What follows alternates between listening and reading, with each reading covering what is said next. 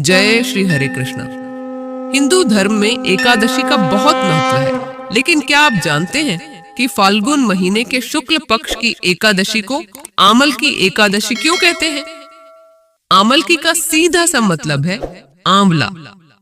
ये सिर्फ एक व्रत नहीं है, बल्कि प्रकृति और भगवान के बीच के गहरे रिश्ते का जश्न है। माना जाता है कि इस दिन भगवान विष्णु के साथ साथ आंवले के पेड़ की पूजा करने से वह सब मिल सकता है जिसकी इंसान कामना करता है। शास्त्रों में एक बड़ी दिलचस्प बात कही गई है। जब सृष्टि की रचना हो रही थी, तब भगवान विष्णु ने ब्रह्मा जी को उत्पन्न किया। उसी समय भगवान विष्णु की आंखों से प्रेम के आंसू झलके और जहां वे आंसू गिरे, वहां आंवले का पेड़ उगाया। इसीलिए इस पेड़ के कण कण में देवताओं का वास माना जाता है। इसकी जड़ में भगवान विष्णु, तने में शिव जी, शाखाओं में ब्रह्मा जी और फूलों में मां लक्ष्मी का निवास माना जाता है। पुराने समय की बात है, एक वैदिश नाम का नगर था जहां सभी लोग सुखी और धार्मिक थे। वहां का राजा चित्ररथ बहुत प्रतापी था। एक बार सभी नगरवासी मंदिर के पास स्थित आंवले के पेड़ के नीचे बैठकर एकादशी का जागरण कर रहे थे। तभी वहां एक भूखा शिकारी आया। वह चोरी के इरादे से आया था, लेकिन वहां हो रहे भजन कीर्तन को देखकर वहीं रुक गया। उसने पूरी रात जागकर भगवान की कथा सुनी और भूखा होने के कारण अनजाने में उसका व्रत भी हो गया। कुछ समय बाद जब उस शिकारी की मृत्यु हुई, तो उसने अगले जन्म में एक बड़े राज्य के राजकुमार के रूप में जन्म लिया। एक बार वह जंगल में रास्ता भटक गया और राक्षसों ने उसे घेर लिया। तभी उसके शरीर से एक दिव्य शक्ति निकली जिसने राक्षसों का अंत कर दिया।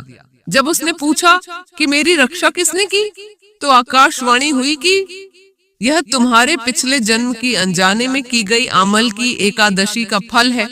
दोस्तों, क्या आप जानते हैं कि इसी दिन से होली की असली शुरुआत मानी जाती है? आज के वीडियो में हम जानेंगे कि साल 2026 में यह व्रत किस दिन रखा जाएगा, शुभ मुहूर्त क्या है और इस दिन का शिव पार्वती जी से क्या खास नाता है।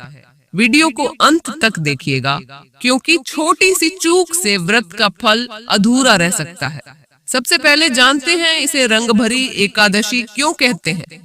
पौराणिक मान्यताओं के अनुसार आज के ही दिन भगवान शिव माता पार्वती का गौना कराकर उन्हें पहली बार काशी लाए थे। अपने महादेव और माता गौरी के आने की खुशी में भक्तों ने खूब गुलाल उड़ाया था। तभी से आज के दिन शिव पार्वती जी को अबीर गुलाल चढ़ाने की परंपरा है। इसीलिए इसे रंग भरी एकादशी कहते हैं और इसी दिन से होली की औपचारिक शुरुआत भी मान ली जाती है।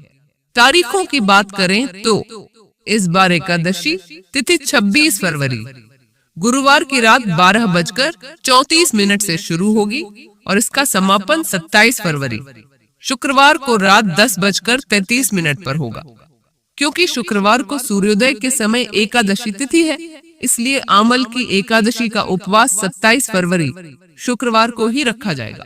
एक बात का ध्यान रखें कि एकादशी से एक दिन पहले यानी 26 फरवरी गुरुवार को ही आप दशमी के नियमों का पालन करते हुए तुलसी के पत्ते तोड़कर रख लें और तुलसी जी में जल भी अर्पित कर दें।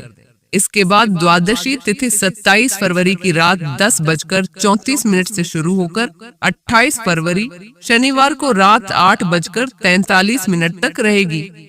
शुभ योगों की बात करें तो 27 फरवरी को शाम 7:43 तक आयुष्मान योग रहेगा और उसके बाद सौभाग्य योग शुरू होगा। वहीं राहु काल सुबह 10:30 से दोपहर 12 बजे तक रहेगा।